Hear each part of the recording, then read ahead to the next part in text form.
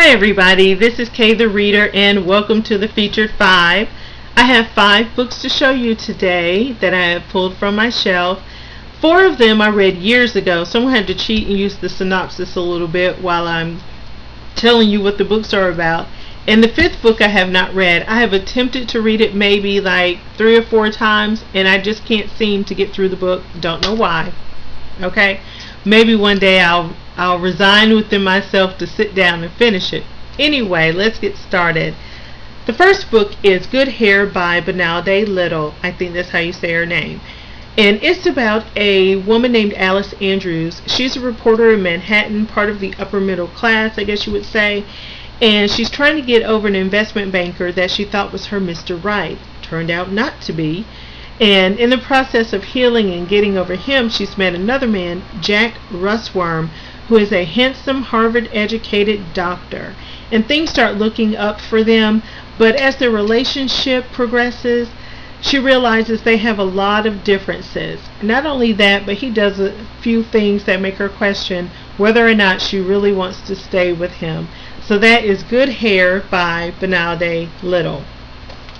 Next is What Looks Like Crazy on an Ordinary Day by Pearl Cleage. It's about a woman named Ava Johnson who has lived a high life in Atlanta for about 10 years.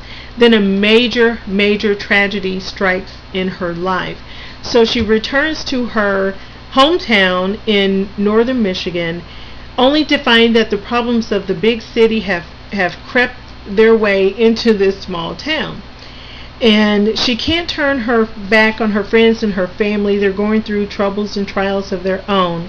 And in the midst of all this chaos and crazy, it seems that at the most inopportune time in her life, Ava Johnson is falling in love. So that is What Looks Like Crazy on an Ordinary Day by Pearl Cleage. A Do-Right Man by Omar Tyree. And this book is about a handsome, educated, heterosexual black man and his experiences with careers and relationships in the fast-moving 90s. Bobby Dallas, a budding radio talk show host, has no skeletons or kids in his closet. All that's missing is a talented, sexy, smart black woman by his side. And that should be easy, right? Bobby is a man with the best of intentions, not only in his career, but also in love. He learns, though, that being a do-right man isn't always easy. So that's A Do-Right Man, Omar Tyree.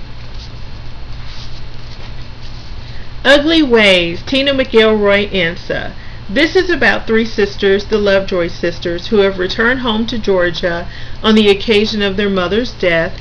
Their mother was called Madeir, and she was mean and selfish and manipulative, and the girls had a love-hate relationship with their mother.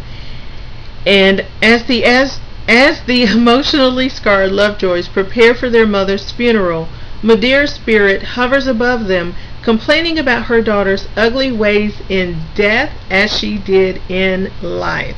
So that is Ugly Ways, Tina McElroy Ansa. And finally, the book I just could not seem to finish. It is A Mercy by Toni Morrison. This book takes place in the 1600s. There's a man named Jacob Vark, and he is a trader, and despite his distaste for slavery, he takes a young slave girl as part payment for a debt that he is owed. And the young girl's name is Florence. She can read and write, might be useful on his farm.